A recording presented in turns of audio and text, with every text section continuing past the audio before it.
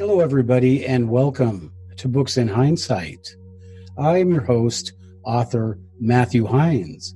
Now, if you are new to Books in Hindsight, please let me explain that we are dedicated solely to allowing authors to publicize their books or to helping authors to know what resources are available to them in the publishing world. We do not make any money from monetizing on YouTube.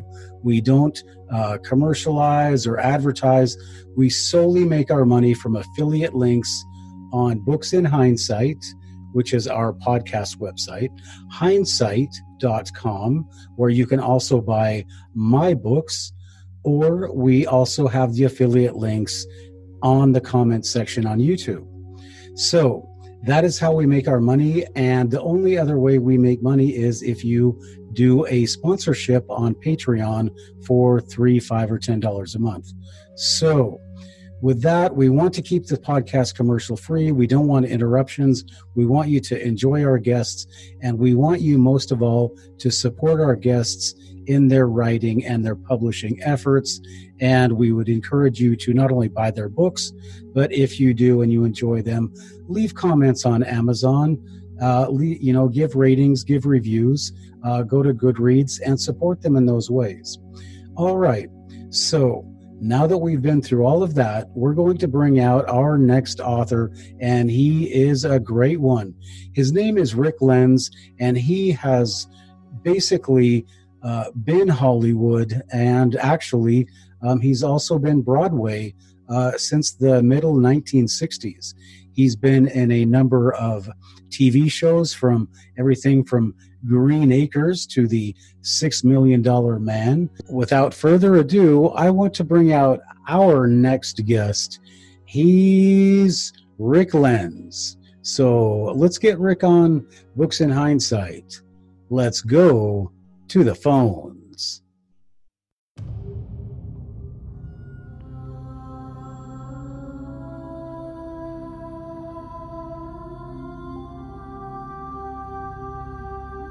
Welcome to Books in Hindsight, the only podcast where hindsight is always 2020.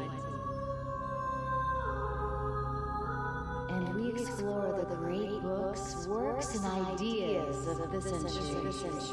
Now, here's your host, teacher, and author, Matthew Hines.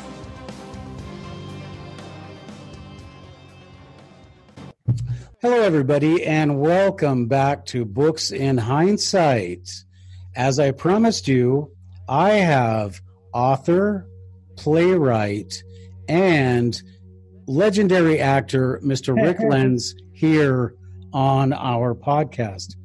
So the first thing that I want to talk about before I introduce Rick is I want to talk about his contribution to Hollywood, because you have a lot of very famous, what they call like A-listers, your John Travoltas, your John Waynes, you have your Tom Cruises and all these people, but the people that work with them that actually hold the movies and the TV shows and Hollywood together are people like Rick Lenz, who does the writing and he does the acting in subordinate roles and does such a good job of it that you see them throughout most of the movies that you watch, especially from the 70s and 80s, which would be Rick Lenz's his heyday.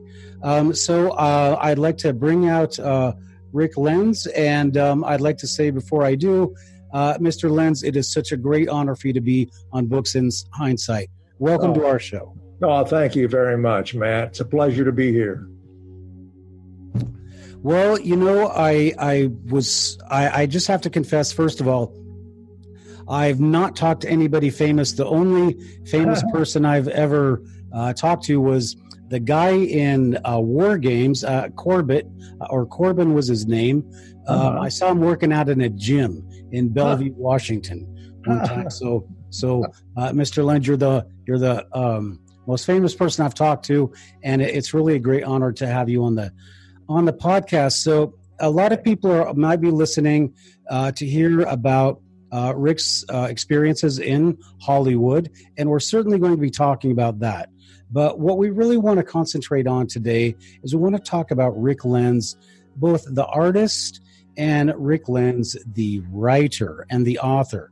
Now, we're going to talk about two books, and we're going to talk about his first book, which was North of Hollywood, got great reviews and was really well accepted. And then his most recent book, which is Impersonators Anonymous, which is more of a, I guess it's a fictional, but we're going to talk a little bit about that. Sure. So, Rick, let's talk first of all. Let's talk about North of Hollywood first, because North of Hollywood talks about your life, correct? Right. It's entirely autobiographical, and it's a story of my mostly my beginnings in theater and in show business, and it's also about my entire career, and it's also a personal story in which I touch on. I remember one time I was doing a reading from it, and people were especially touched by the stories I told about my daughter, who was addicted to drugs for a while, and she's been out of that for 10 years, and she came through like $1 million, and she's doing perfectly well. More than that, she's doing beautifully, and so that's one of the kind of nice stories that I have to tell in that book. And another part of it is, and I got a little bit of, some people, I think a few people put the book down early on because the story is a character arc. And my character, me, wasn't always such a good guy in the beginning, because I was obsessed with my work, obsessed with being an actor, with doing that work, and to the exclusion of some, things that I would, looking back, have taken time to say, yes, this is also, very important to me to be the best person I can. And so as the book goes on, the character, the lead, the central character, me in this case, becomes a better guy, I hope. And my wife would probably say so if she was here, if she wasn't being, funny, which she might be. Okay, so Rick, why didn't you it's not a biography then, correct? No, well, yeah, it's a memoir, and there's a lot of it's kind of free-flowing. It's non-chronological, and because to me, life occurs that way. Life occurs in terms of, the past informing today, and the past is prelude, and the future is something that's I can't worry too much about, because all I can do is be the best and get the most out of my life now. But those are things I really only learned kind of later on in life. So, in the beginning, when I was a driven actor, I just I looked out for my actor interests primarily, and then I finally began to get to feel better about myself, and that was a happy time. Okay, well, it's really actually kind of handy for me that you wrote North of Hollywood, because that was a framework for your career, basically, and we can kind of use that book as the framework for this interview. So, in North of Hollywood, you does the main character start out at the University of Michigan? And right, yeah. I kind of begin. I think maybe that's the basic beginning. I did some summer stock, and then I'd been in pre-med, and I saw my father, who was a doctor, do a surgical procedure, and I flat out fainted. And so he said, "Maybe not, son." So I became a theater major in college, and then when I was done, I directed a civic theater in Jackson, Michigan, and I hung the lights and built the stage and chose the plays, and that was even a bigger learning experience than having gone through the theater school at the U of M, and that made me want to go one way or the other. In my case, I went to New York. I asked an actor named Walter Slazak, who came through on a book tour, what he thought I should do and which direction I should go, west or east. And he said east. He said, if you go west, they'll put you on a horse to Hollywood. And I did go to Hollywood eventually after I'd done my stage work in New York. And the first thing they did was put me on a horse. And I enjoyed that, actually. I liked being in Westerns. So I've loved every part of being an actor. So it's... Okay. Well, let's go. Let's not get on that jumbo jet and fly out to Hollywood yet. Okay. Let's go back to your experience in New York, because it's kind of how you started out in Broadway. It's a funny story. So Right. What happened? Can you tell people what happened in your first play? Well, I'll tell you the beginning. What I was doing before, I was working at the World's Fair in sort of '65. I was a very young man, and I came down on a one-man elevator at the IBM Pavilion and there was what they called a people wall, and I did this 10 times a day, and I would talk to the people, just welcome the celebrity guests or whatever, and then my little one-man elevator would go back up into the dome above, and then I would go up in my elevator, and I would pop out between screens. I don't know why I'm telling you all this, but it fascinated me. I had to quit that job early because I got a job in the show you're talking about, which was called Mating Dance, and it starred Van Johnson. He was the name above the title star, and we did a pre-Broadway tour. We went to San Diego. I almost said I did Harvey there later. We did New Haven and Boston and Philadelphia and Wilmington and some other cities, and then came into New York. We had about 3 or 4 previews, and we'd had a lot of trouble getting the play right on the way in. And for example, we had a leading lady named Marion Haley, and there were 3 leading men. I was not one of them. I was a small role, and they didn't know which leading man she was going to end up with until almost opening night on Broadway.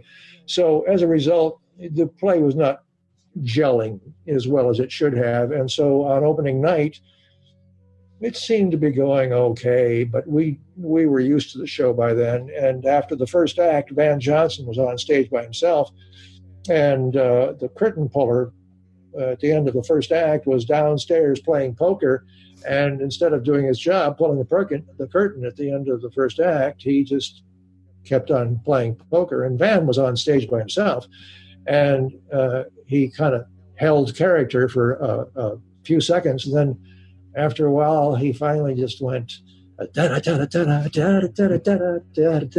he sung and danced off.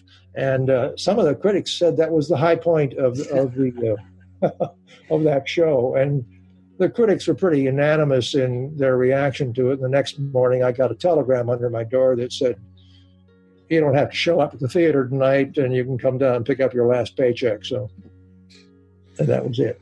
Okay, so I assume you're 2-3 years out of college by then? Yeah. And you're coming from, where did you say you grew up? You grew up in Michigan? I grew up in Michigan, in Jackson, Michigan. I'd lived around before that in various parts of the country, but mostly Jackson, Michigan. I went to school. Okay, and not a lot of people go from Jackson, Michigan to Broadway. Is that correct? Not a lot that I'm aware of. James Earl Jones came from very close by Jackson. I'm not quite sure where. And another actor, Jeff Daniels, very successful actor, came from, I think, Chelsea, which is near Jackson. But as far as I know, I'm the only... I'm sure that's not true. I'm sure other actors have come from Jackson. I just can't think of their names offhand. Yeah, well, I'm wondering about what's the reaction of basically everybody you know. What are you doing in New York? What are you doing on Broadway? Why don't you get a real job? Oh, some people said that. A lot of people said that. I remember my barber said before I went to New York, he said, "You don't want to go there. People aren't very nice there." And I actually found that not to be the case. I was scared to death at first living in New York, because there's a million strangers, but everybody's a stranger in New York in a way. So you kind of begin to kind of melt in after a while, and it feels kind of I liked it. And I had a good time there. So, it was after the beginning. At the beginning, I was scared to death. So I just kind of stayed up in my room and read books for the first month. But I finally came out and pursued my career. Okay, so you were pretty successful on Hollywood, though. You ended up with the lead role. That's correct. Yeah, I ended up with. Did I say Hollywood? Or did I say Broadway? You said Hollywood there, no, but you ended up in. Have to catch myself. You ended up in a lead role in on Broadway. Okay. Yes, I was in Cactus Flower. I got into it at the because Lauren Bacall said I could do the role. She was the star, and she gave me the final okay, and along with David Merrick, who produced it, and so it was great fun. I had a good time doing that, and then I eventually got a television contract out of that, signed with Filmways, because I did a pilot while I was still doing Cactus Flower, and then I eventually left the show. It was still running, and then I came out and did some episodes of Green Acres, because the company I did the pilot for also produced Green Acres, and I was Eddie Albert's law partner for a few episodes until I got the movie of Cactus Flower. So that's that transition. Well, I have to congratulate you on Green Acres, because I'm sure when you saw you're going to be playing that role that you said, okay, well, this is the highlight of my career. I made Green Acres. So, but wow. No, that is my all-time favorite TV show. It is so revealing about, American culture, especially at that time. Right. So, can I tell you a short story? The producer of Green Acres took me out to dinner one time, and he said, I would like to do a spin-off of Green Acres. And in this spin-off, Arnold the pig, who was a major character in Green Acres, if you don't know, he was a pig. He will inherit a lot of money, and you will be his lawyer, and you will make an international tour as the representative of this pig. And I went home that night and said to myself, oh, no, Mrs. Lenz didn't raise any sons dippy enough to think that it would be a great career move to become the international spokesman for a pig. So I didn't take that job. It never happened anyway. All right. Well, I'm going to have to remember that when I come to my question about your desire to get lead roles. So, because boy, if you turn down Arnold the pig, you're pretty picky. Yeah. But we'll talk about that in a little bit. All right, okay. So we're in New York, and I guess we're going to just head on out to Hollywood. I just want to remind people that we are talking to Mr. Rick Lenz. He is a Hollywood icon. He is also an author, the author of North of Hollywood, which had a lot of commercial success, and also the author of Impersonators Anonymous, which we are going to be talking about more in depth a little bit later. So the transition from because you'd done Michigan, you studied drama, and then you went to Broadway, and then you went to Hollywood. I mean, did you have that conflict of, you're not really acting anymore? Oh, that's an interesting question. That's a very interesting question. No, I didn't. I was aware from my Hollywood stage training that there was a lot of kind of thinly veiled contempt for some screen actors. When I got to Hollywood and started to work in front of a camera and worked with some of these people who were, very good screen actors, I realized that for the most part, that was not the case at all, that there are a lot of really fine actors who are just, specialized for the most part, in many cases, in film acting, but a lot of them are really good actors. I don't think you'll find many people who ever worked with John Wayne, for example, who I think we probably would have laughed at him, in a sense, in New York on the stage when we were talking about acting, and mask acting and all that. John Wayne was not a masked actor. John Wayne played that role, but he played him beautifully, and he played him so that he was alive, and you couldn't stop watching him. He was very hard not to watch. And I found that was true with a lot of people. One of the people I worked with who was, and he was a troubled guy, was Peter Sellers. But when the camera started to roll, he was magic. He did stuff that just blew me down. And I was somewhat trained in improvisational theater, and Peter was, the king of improvisational actors. I mean, he just did stuff that, you just had to react to. And he made people around him better because he was that good. And on the other hand, off stage, you had difficulty kind of even knowing who he was, at least in my experience. And I know it was the experience of some others as well. I don't know why I'm picking on Peter. He was a brilliant comedy actor and serious actor. Anybody who ever saw Being There, that's one of the best pieces of film acting I've ever seen. Yes, I watched that like 2 weeks ago. I've seen it so many times. That is one of my favorite movies. I think he would have won the Academy Award that year if they hadn't tacked that thing on at the end where it was outtakes. And I don't know if you remember, at the very end they do outtakes and then a lot of breaking up and so on. But Being There was a really important story in film, and it diminished that. And I don't know why I'm off on this tangent, but I thought he did.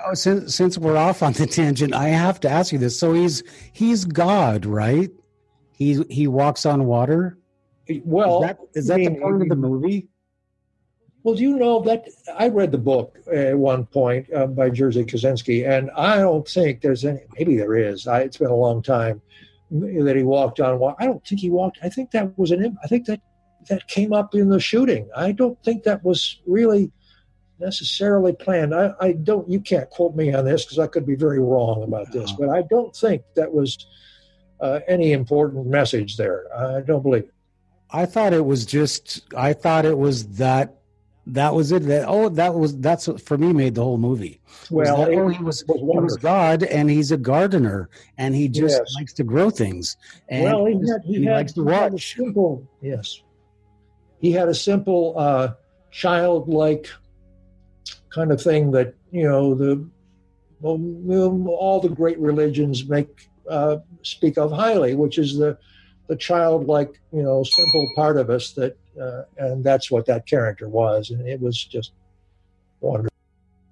All right, Rick. So what we want to really focus on now is we've talked a lot about your acting career and your basically your history, and we want to get into talking about what inspired you, because you've written a number of screenplays, or you've written a number of plays and screenplays, and I got a stack as high as we are.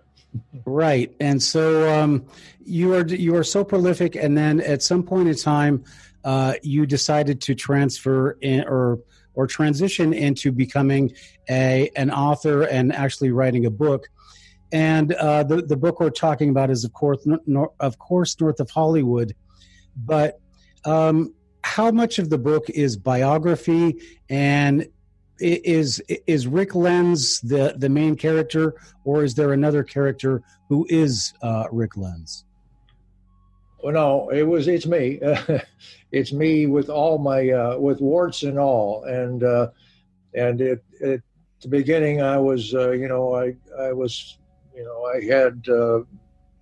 did what young people do very often, especially people who go into the arts. Perhaps I did a lot of crazy, living, and I was so obsessive about being an actor that I did it to the exclusion of a lot of things I wish I'd paid more attention to in retrospect. But the book is about somebody, hopefully, who you can watch as the book progresses, kind of developing into I hate to use it because it's kind of a cliche, but a kinder, gentler human. And that's what I wanted to be and what I hope I am. Okay. When we read North of Hollywood, you're talking about Rick Lenz, but you're basically describing something that you can be attributed to any motivated individual. And in something like the arts or writing, where it's basically a basic gamble, and if you risk basically depending on your circumstances, but you really risk everything in order to become successful. And did you have a sense of that when you are, your first play was canceled and oh boy, and everything is lost now? Is that where Rick Lenz is at as a younger kid? Well, I don't know. As a kid, well, yeah, I hear what you're saying. I do remember this. I do remember that every time I was in the middle of a job, this wasn't so much on the stage because I kind of worked constantly. I pretty much, during my young years, I worked pretty much back to back as an actor on stage. I was just lucky that way. And once I started going, and it took a couple of years of doing all those job things that people do to just I had a family and I had to support them. So I worked, I hauled garbage. I was a substitute teacher. I handed out circulars. I worked as a file clerk, a night clerk in a hotel. I did all kinds of those jobs. But to answer your question, I didn't worry much about what came next when I started to work on stage. But later, when my work was in film and my means of making a living was primarily film, I would find myself in the middle of a job saying, yeah, but what do I do next? And that's just, that's the nature of, I think, a life in the arts. You just don't, you do what you do when you can do it. But as an actor, unlike a writer or a painter or almost anything in the arts, you really have to be hired to do the work. You can't act by yourself. I mean, you can, but it's just not the same kick that it is when you're doing it for an audience. And even the camera, that's the same amount of adrenaline that you get from an audience. Okay, so Rick Lenz writes North of Hollywood, and it's kind of it's an artist at one end of his career, kind of looking back on his career, correct? Yeah, right. That's exactly right, yes. So I just want to know, you had problems, your daughter had problems, and you had problems, mm-hmm. and you talk about that in North of Hollywood. So is that kind of, was it kind of cathartic for you to, and also because you are leaving a great legacy as far as your, what you've done on stage and screen. So are you trying to write a biography? Are you trying to leave a legacy?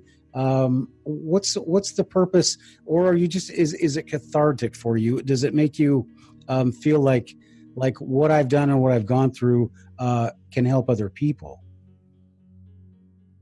They're all true. I mean, they're all, I suppose, somewhat true. Mostly, by that time, I was so much a writer. It was in my blood as well as much as the acting was, that I wanted to write something that entertained people. I wanted to write my life in a way that made people want to turn the page and see what happens next. And maybe that's why I did it non-chronologically.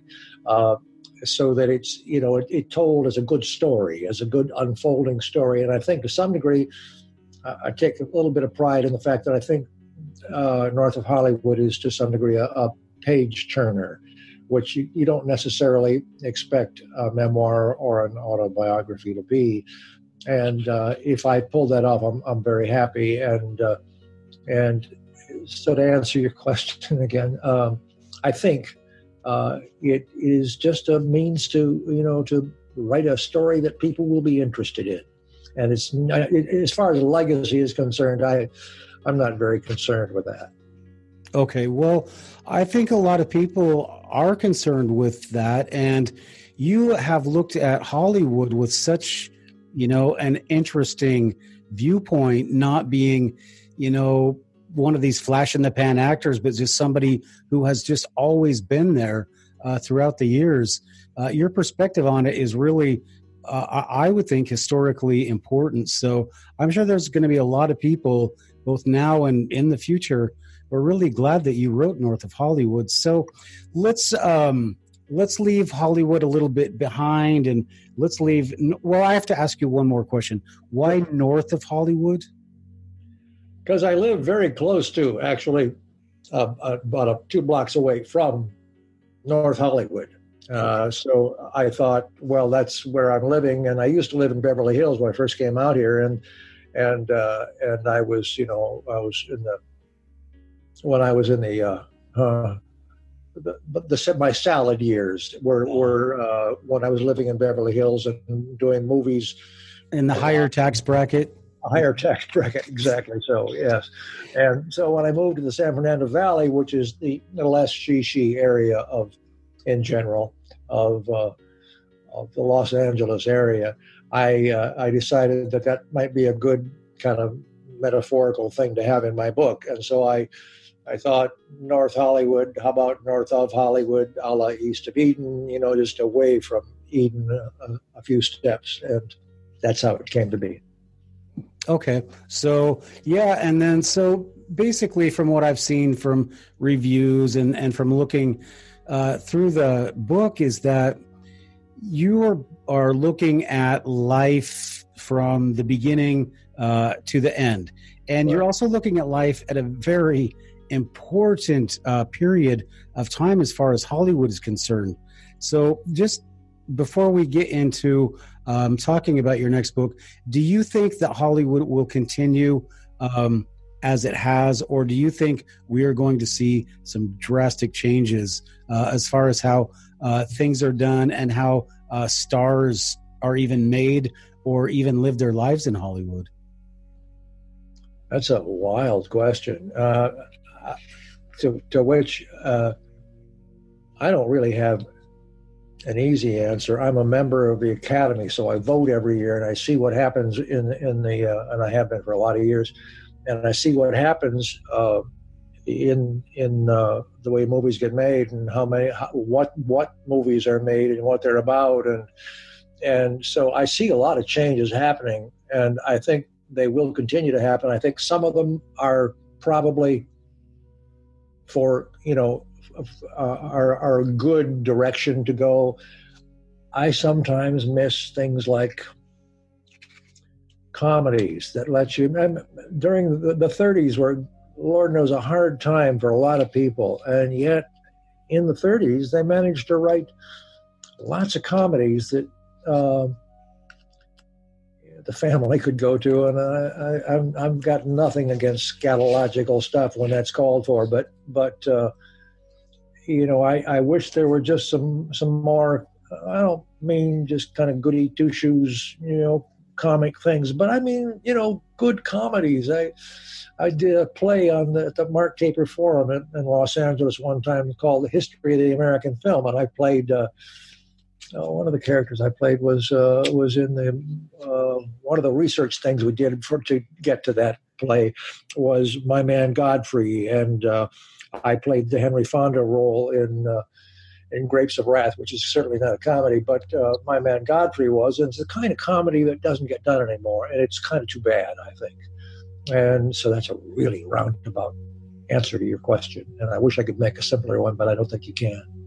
Yeah, and I would just, maybe it's a question that you people can ask, but are the movies reflections of society or vice versa? Because I really would think that there's a lot more, people are not as civil as they used to be, and the movies are not as civil as they used to be, and there seems to be a demand for shock, and the other thing is that all the remakes, it just makes people like me that are outside of the industry just say, well, there's so much money involved that in movie making anymore, they can't risk making a bad movie because they're so expensive. So they have to go with whatever works, and it becomes formulaic. And yeah, well, unfortunately, I think there's the thing with the I forget what the term is, but when you have the big blockbuster is pretty much the term, and more it seems films are aimed at a younger age group, and and a lot of times they're, if you're an adult of like 21 or above, it's kind of aimed a little bit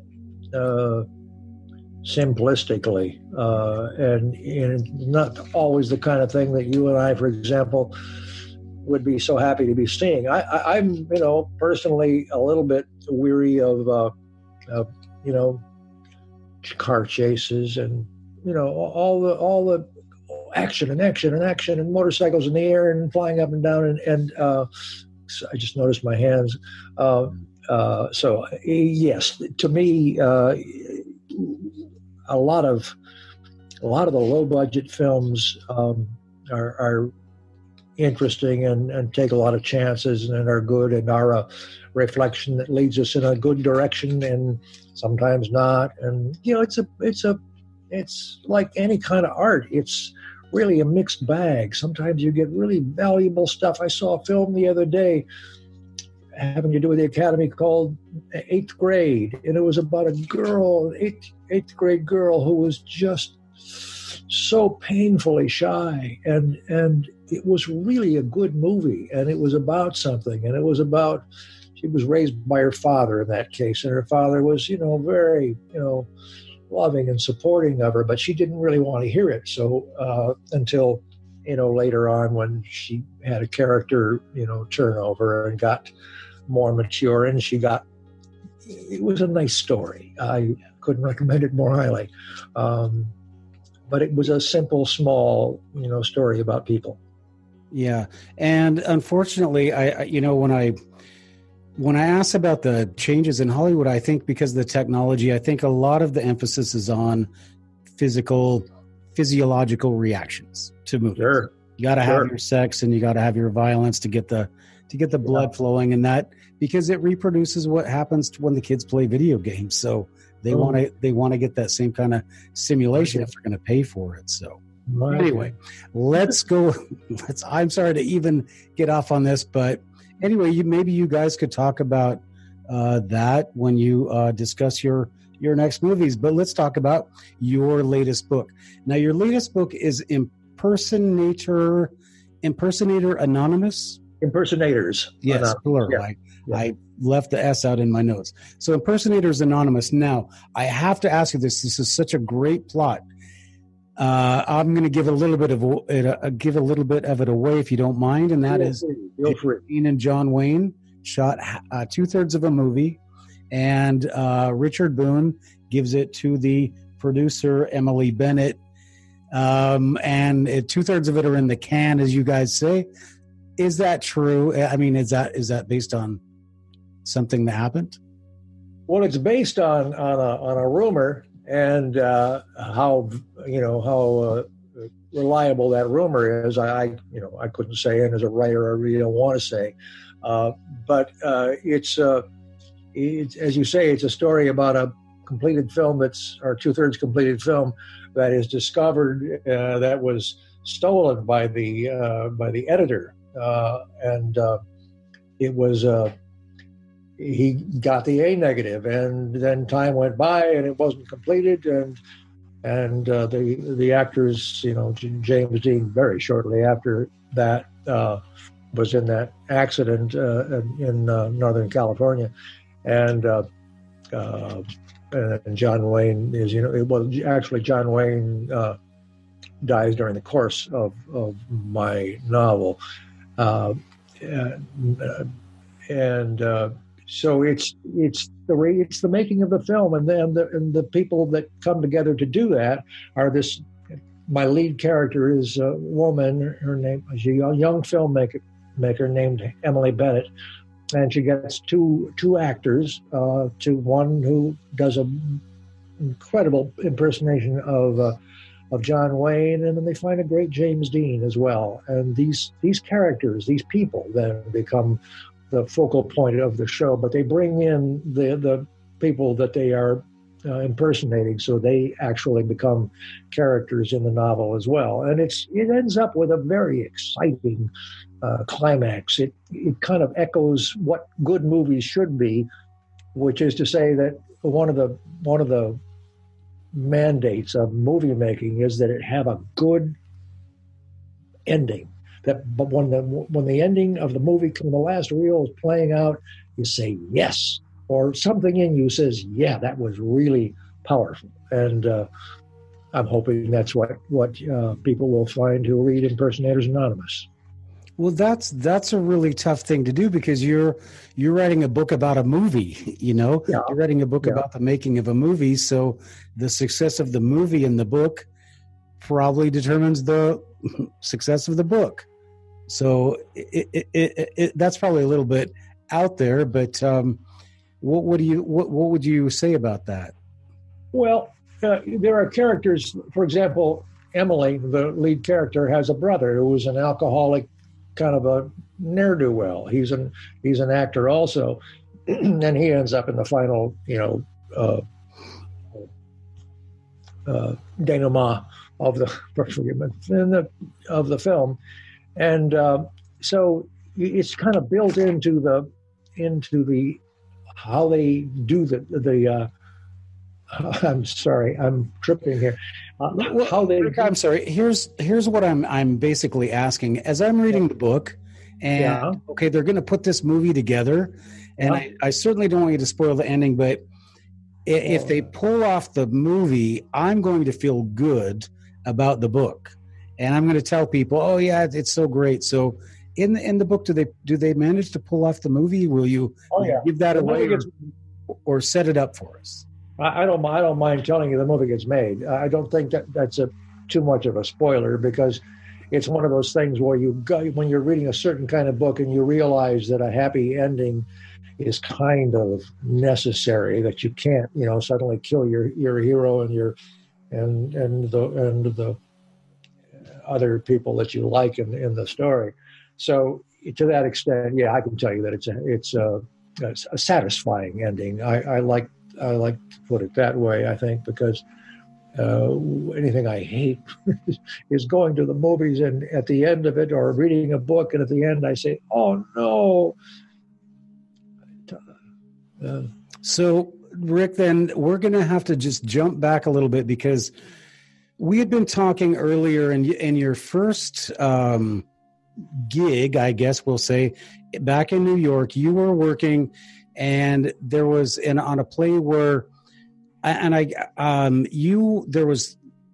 didn't understand who was going to be the lead male. Oh, well, that's back to mating. Is this do we kind of see that in Impersonators Anonymous?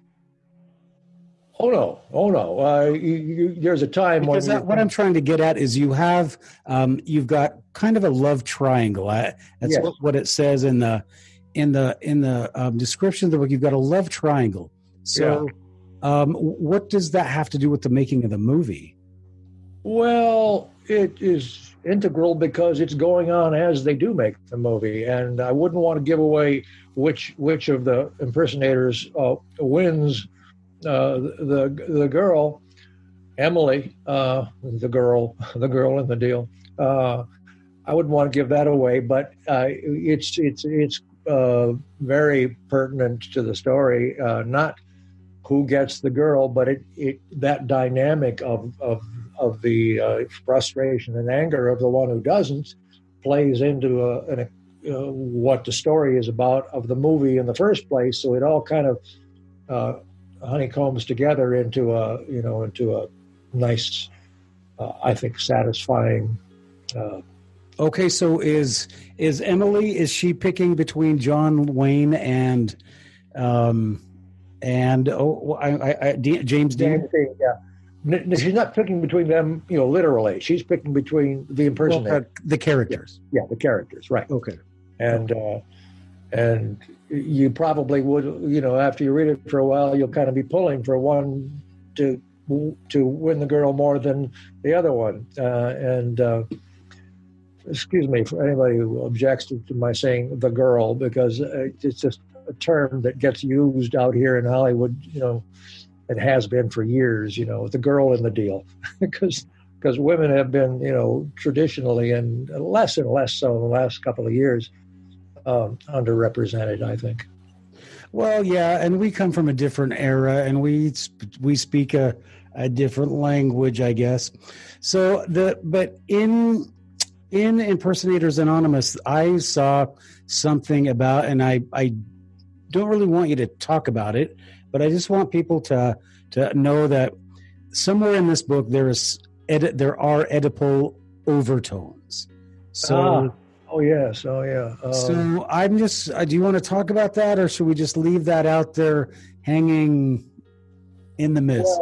Well, I think I better not talk about that because there are interfamilial relationships that are not kind of normal, and it's just part of the color of the book, and it's not anything there's nothing X-rated in this at all. It's just that it's it's got that interesting element to it. That's all. Okay, so I have to ask you that usual question. Sure. Why did you feel motivated to write it? My novel before that was called The Alexandrite. I know you didn't ask me this, but it was, and Marilyn Monroe was a character in it, and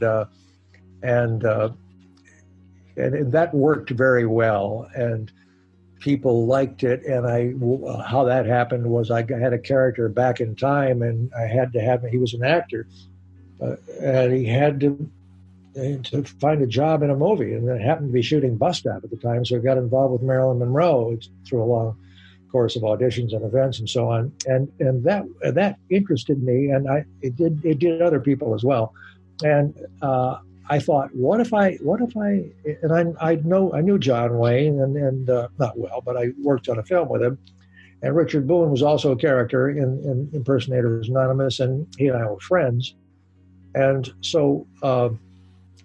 I thought, well, that's a good place to begin. And what more interesting combination could there be for a lost film than John Wayne and James Dean, who were at the... Okay, so in that movie, are we going to... do you have any, in North of Hollywood, you have insights into these people? Are there any, insights into John Wayne? Are there any insights into James Dean, or is Rick Lenz in the book somewhere?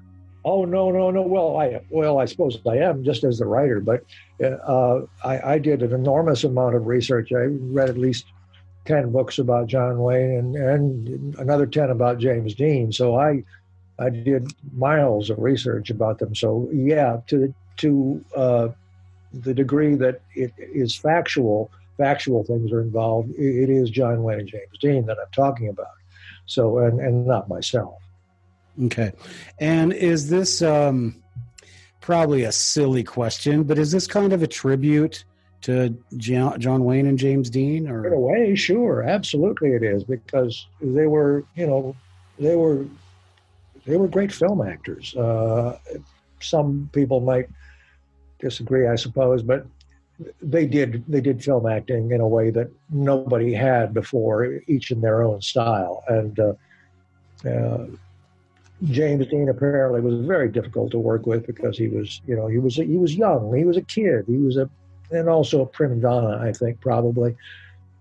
And so he was difficult, but he was also extremely gifted, and that's why he got that reputation that he got.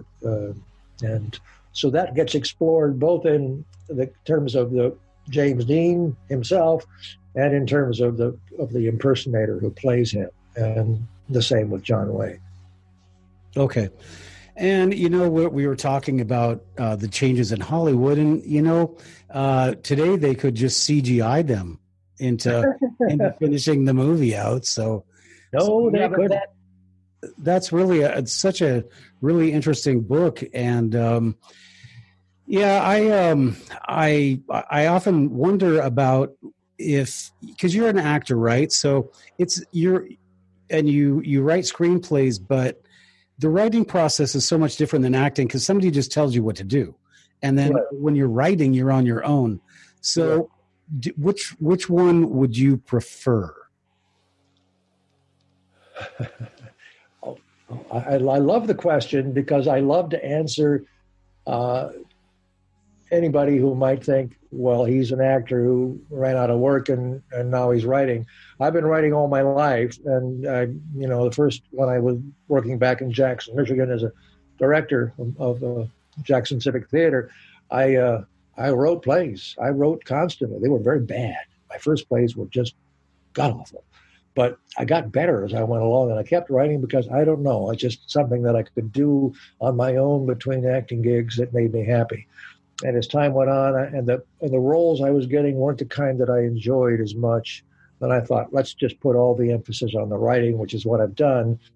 And so I'm very happy with writing. And not only that, I could get up, have my coffee, do my meditation or whatever it is I do, and exercise and so on. And then I can come back and put my butt in the chair, as they say, writer has to do first before they do anything else, and start to write. And something comes out always. It can be real bad some days, but as Anne Lamott says, am I allowed to say, just write that shitty first draft? And I think that's true. I think, I write a lot of just stuff I have to throw away, but in there I always find something. And, finally it begins to line up and go somewhere and be a story. And that's the joyful part of writing for me. And I can't say that when I was a young man, I loved acting. I can't tell you what a great passion it was for me. But now I feel almost the same passion, maybe the same passion for the writing. And it's a great joy to be, an older guy now and to still be able to, get up every day and have that work that I just love to do. And I love it. Okay. And yeah, I'm glad to hear that you do the same thing that probably 10,000 of us do every day as well. You get up in the morning and then you go and you start packing away and try to put your ideas in paper. But I don't believe for a second that the stuff you throw away is actually no good. So much you've written, I'm sure it's all good, and probably, most people would be happy to have the stuff that you throw away. Oh, thank you so kindly. But I promise you, I write a lot of stuff that that I wouldn't ask anyone to read because it's just not there yet. And okay, so I apologize for not talking about the Alexandrite. I really wanted to focus on North of Hollywood because I thought that people would be more familiar with that, and that people would be more interested in getting out and buying it and finding out the inside of Hollywood as you saw it. But the Alexandrite, you have an actor going back to Egypt. No, not back to Egypt. He's actually goes. His wife leaves him because he's not a work actor, and he's a pain in the behind. And he's a good guy, and he loves his wife, and she loves him, but it's just too much. And his life is going south. Otherwise, he's not getting the jobs he wants to get. And he gets a call from a psychiatrist. Psychoanalyst? No, it's a physicist, a psychophysicist. That really is a thing. And he goes out to this house in the far end of the San Fernando Valley, and she says, I believe you were somebody else in a previous time. And through magic and a lot of physics that I researched and stuff, I just get him back there to the mid-50s, and he happens to go back at a time when... Anyway, he becomes this other person as well, and then there's a couple of murders and a back and forth thing in time, and he ends up shooting a film with Marilyn Monroe, and she becomes a character as well, and she was great fun to research. I wouldn't have wanted to, I don't think, work with her because she was very difficult. Mm-hmm. Billy Wilder said about her at one point, he said, first of all, he said she's impossible. Secondly, he said, one point after she died, he said, somebody asked him why he wasn't making that kind of film anymore. And he said, because there is no more Marilyn Monroe. And she did a thing. She was able to do a kind of comedy that nobody else really ever accomplished the way she did. Yeah, she was definitely, I mean, along with her beauty, she had a lot of talent and she had a way to manipulate an audience. So, yeah. And nobody's been able to do that since. I can't even think of anybody. I know a lot of people try, but yeah. So, okay. So we've got, is there anything else hiding that we should know about?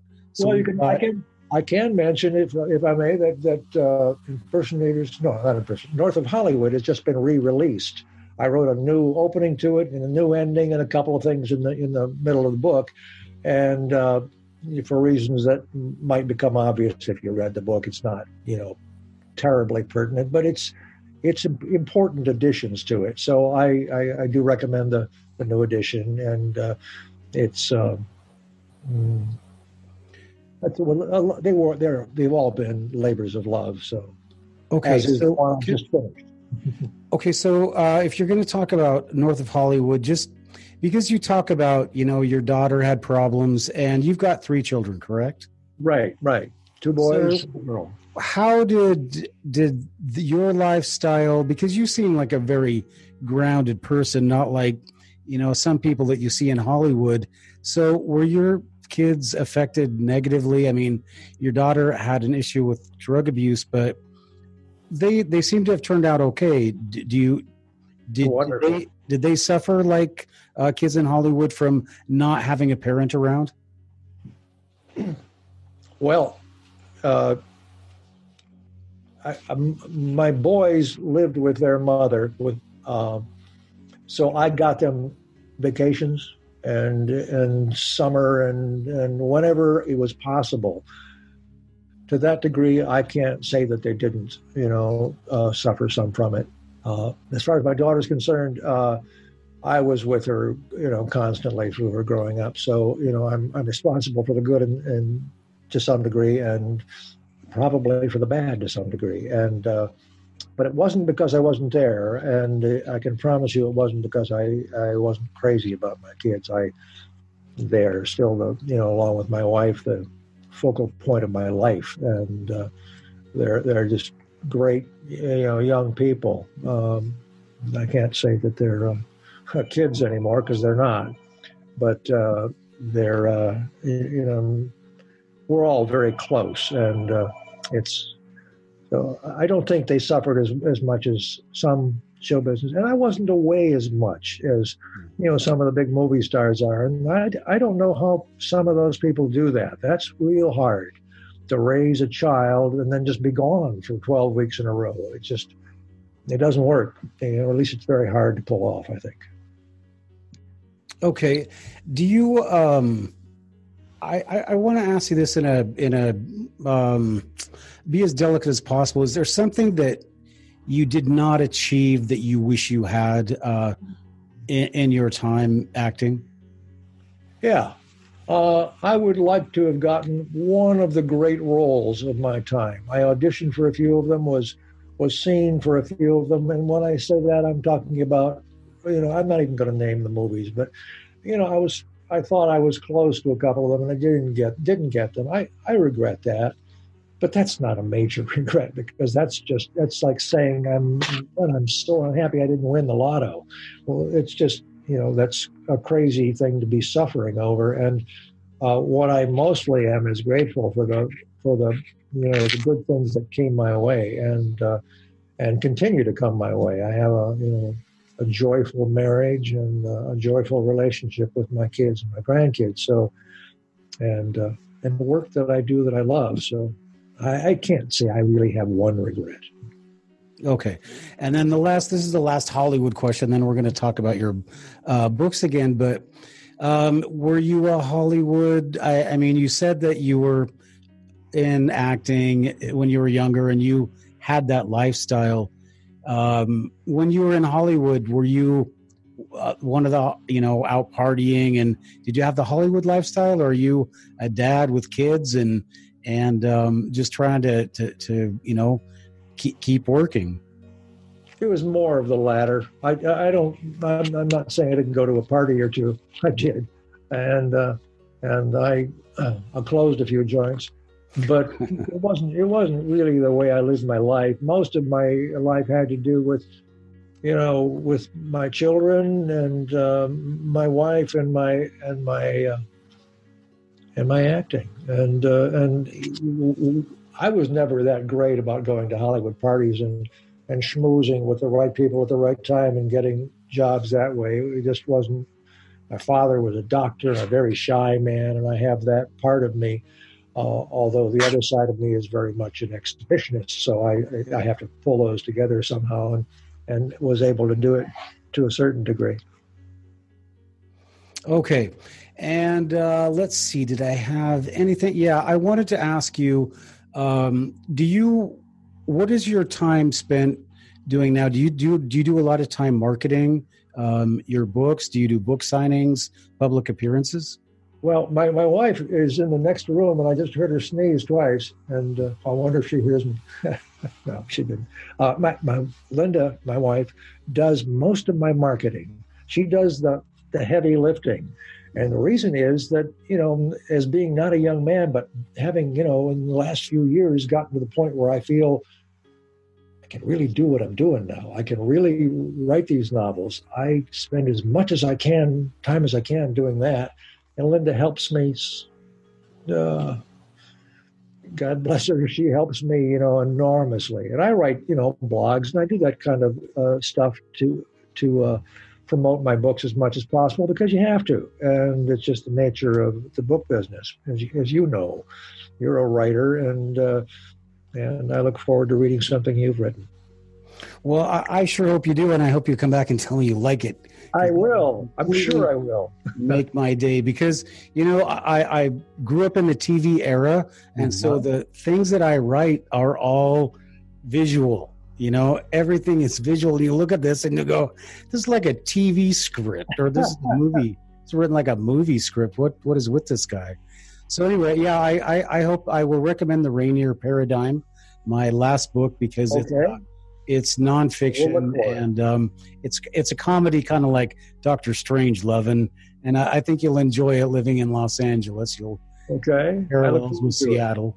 Okay, but anyway, so what are your plans for writing in the future?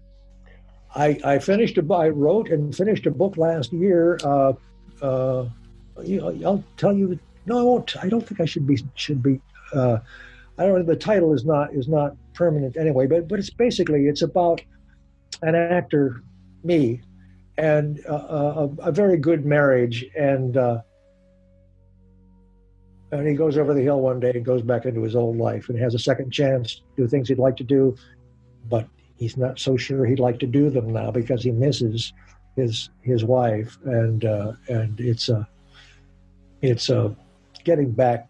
It's a getting back home story, and I have completed that except for the editing, and so that'll be out next year, I guess.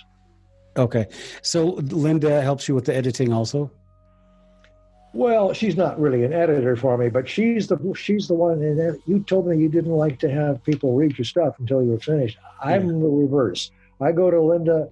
In fact, I probably drive her nuts. I'll go to Linda with the 3 pages that I wrote that day, and she will dutifully and kindly listen to what I've written. And usually, if it's worked out well, she likes it. And as I said, sometimes she'll say, I didn't like that part so much. And then I say, well, you're crazy. That's perfect. I got that. And then I go away for a while, and then I come back and I say, you're right. And so then I make the little fixes she recommended, and or I had a wrong tone, how those things can happen. And anyway, she's Rick, this is worthless advice from me, but you lived in an era of Hollywood that is never going to happen again. The lifestyle, the technology, the people, the money. And I think that it would be really nice, and I think a lot of your fans and just everybody in general would really like to see more about what you saw in Hollywood. And not like an expose, but just, what was it like to live day to day? Because we see all these sensationalized, these people that, like the Rockford File guy, Garner, the big guy, these other people, but we don't, and they have an obligation to make them look a certain way, but we don't know what it's like to just live in Hollywood and raise a family, and live in California and raise a family, and so anyway, that was, just because we're not going to see it again historically, and it's really sad for somebody. You guys were all my heroes growing up, right? We all watched you, and you're all passing on, and it's like, God, would somebody leave? Everybody good is going. Right, I know. And it's just like catching a bus or something. Oh, there's another one. Yeah. And when I'm the last baby boomer, I was born in '64. Okay. So I'm the last, and then once you guys once I'm gone, then we're all gone. So it'd be nice for you to leave a little bit something else behind, like something along the lines of North of Hollywood. But I'm sure looking forward to Impersonators Anonymous. It sounds like a great plot, and I'm really looking into the insights that you present about James Dean and John Wayne. And by the way, just so you know it, you can come up to where I grew up in Sequim, Washington. You ever heard of it? Sure. You've heard of Sequim? Yes, I have. Is it a real? Okay, well then we have to talk about this. But there's a John Wayne owned the marina. Okay. Right. So right. Yeah. You can go. His son owns the cabins. Okay. So you can go and stay in John Wayne's cabins. So really? Oh yeah, I didn't know that. So, I knew it associated with John Wayne. I knew a good deal about him. So yeah. So anyway, but that's a little trivia. If you ever get up to Sequim Way, they're not really luxury cabins, but they're pretty nice. They overlook Sequim Bay. So yep. So that's my connection to John Wayne. It's not a good one. All right. Well, Rick, I want to call you Mr. Lenz. I am really in awe of all of your work and everything you've done. And I just want to encourage everybody listening to this podcast to please, Rick, do you have a website? Yes, I do. ricklenz.com. ricklenz.com. Okay. Yeah. And you will see that if you go to booksinhindsight.com or hindsight.com, where I have affiliate links for Rick's books. And actually, I don't have the Alexandrite on there, which is going to have to get put on there today. Okay. But I encourage you to buy a couple of Rick's books. And he has been in so many movies, $6 Million Man TV show. We didn't, I don't know how much we got to talk about Green Acres, but in that classic TV sitcom. And his claim to fame was the Cactus Flower, a play that appeared on Broadway. Is that still running, by the way, or? No, that ran. It closed after 2 or 3 years, quite a while ago. They've done a revival since, I think, but never as successful as the first one. Okay, but and so you said you have a new book out now. A new book? Oh, well, Impersonators Anonymous is the most recently published book. And my next one will be out within a year or so, I think. Yeah, and then we've got the reintroduced North of Hollywood is out. So go ahead and pick up a copy of one of these. Just for the writing and just for the history, you really can't ask for more. So I'm going to tell Rick Lenz goodbye. I'm going to say thank you for being on Books in Hindsight. It's such an honor that you were on, and I'm really excited about it. And Rick, you is the only person I've ever asked for an autograph, so I'm going to have to buy one of his books and have him send it to me. But yeah, it's really an honor to have you on the podcast, Mr. Lenz. So thank you so much. All right, everybody. Well, I'm going to say goodbye now, and I want to encourage everybody out there to watch us on YouTube, and we're also on, our podcast is on Spotify, Stitcher, iTunes, iHeart, and Google Play. So I've memorized that. So for everybody watching out there, especially all you kids, please keep on reading.